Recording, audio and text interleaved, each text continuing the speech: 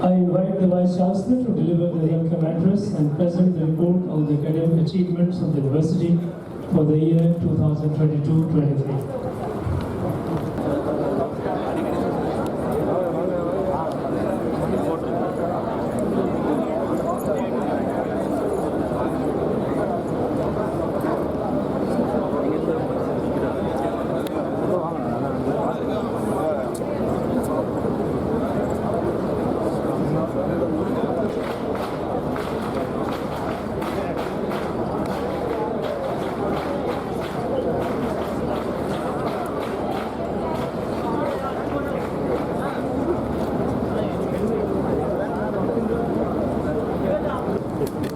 Arulmozhi A, Askar A,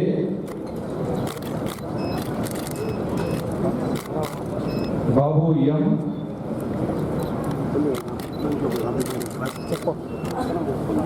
Balamurugan K, Charlotte Arputhamani, Devibala M,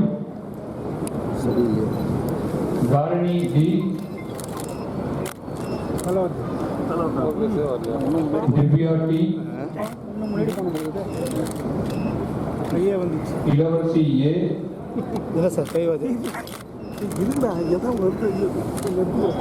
Geetha A,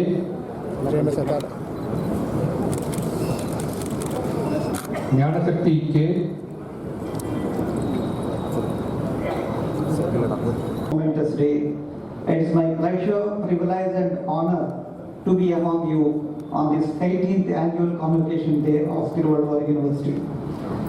Let me start the speech with the tributes to the great poet Saint Tiruvallur, after whom this university was named. His Tirukkural has couplets about almost all the issues related to the human race. About education he said, and your Vice Chancellor has already read this in Tamil. I quote in English: learn well what should be learned and then live your learning. It means that a student learn thoroughly whatever he or she may learn and let his or her conduct be worthy of the learning. It tells you that our education doesn't end in colleges and universities, but it's only beginning of the learning. You are young and it's great to be young. Your opportunities are plenty, your hearts are full of dreams, but often the importance of health, wealth and the time is realized only after we lose them. Make use of this opportunity and carve a great future for you. You are privileged ones. There are about 1,000 universities in this large country. Approximately 25 lakh students graduates per year. This may seem to be a large number for you, but when compared to China, where 1.2 crore graduates pass through every year, this is suboptimal. So you are really a privileged one. There are only 10 lakh graduates and postgraduates in this country, and you are going to be one of them. The new education policy of the Government of India addresses issues related to education by connecting vocational and formal education, introducing flexible structures, promoting exponential learning, enhancing technological innovation, encouraging international collaborations, and increasing public investment to improve educational infrastructure. Now it is up to you to take this opportunity to benefit from this such a revolutionary policy of the Government of India, which brought the much needed flexibility to the system. But sometimes you may face the problem of plenty, what to choose and what not to choose. Which field is important? It is like asking which piece of the jigsaw puzzle is important. It may be a small piece, but without that, the puzzle is not complete. So every drop of the ocean is important. Only these drops make the ocean. It is a general advice you receive that follow your heart after getting your degree. It's a good advice, no doubt, but one should be practical too. We should evaluate our expertise, aptitude, abilities and opportunities and make an appropriate choice. If you ask the heart and if you have the courage to listen, it tells you the truth. You cannot realize your dreams by letting things happen. You have to make things happen. As Swami Vivekananda said once, only incessant work is a solution. Do what you like, but you should also learn to like what you do. At the National Institute of Ocean Technology, where I hail from the Ministry of Health Sciences, we do a lot of work related to the oceans. We design, develop and demonstrate technologies for the sustainable harvesting of the ocean resources. And Honorable Prime Minister of India, Shri Narendra Modi ji, announced a prestigious deep ocean mission, and this government is about to unveil the blue economy policy.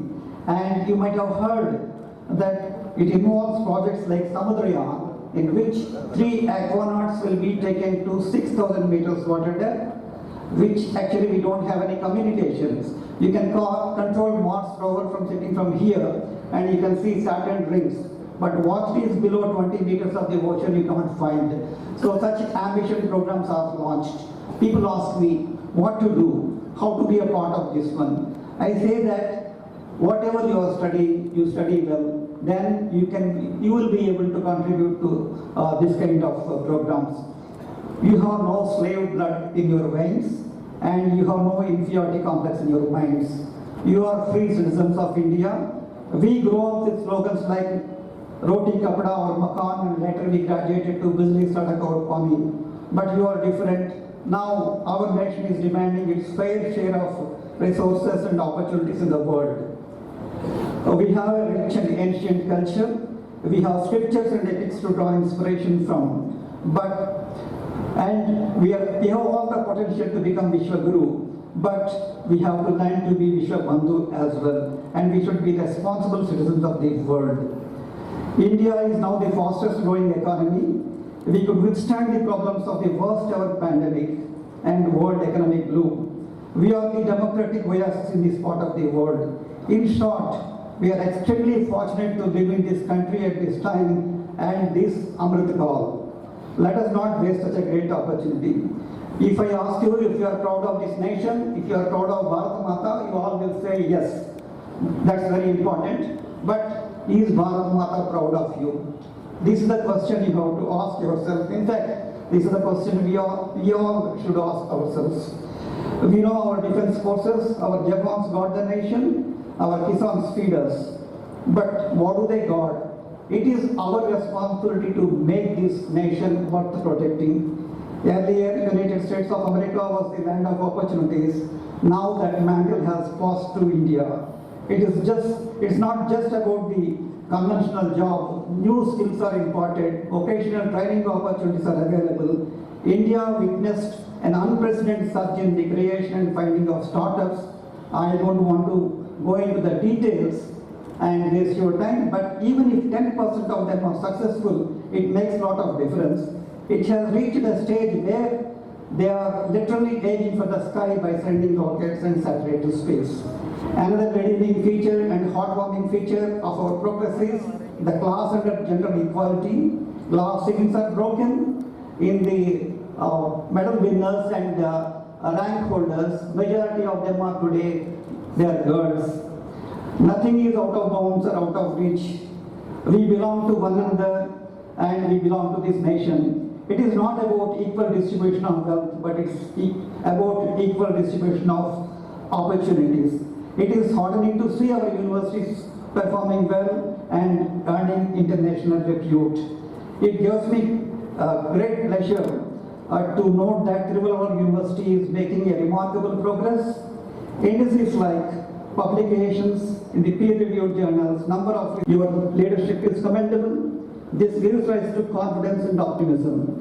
You are fortunate to be a part of this ecosystem. Now spread your wings, fly to your planned destinations, make your parents, teachers, institutions, and finally this great nation proud.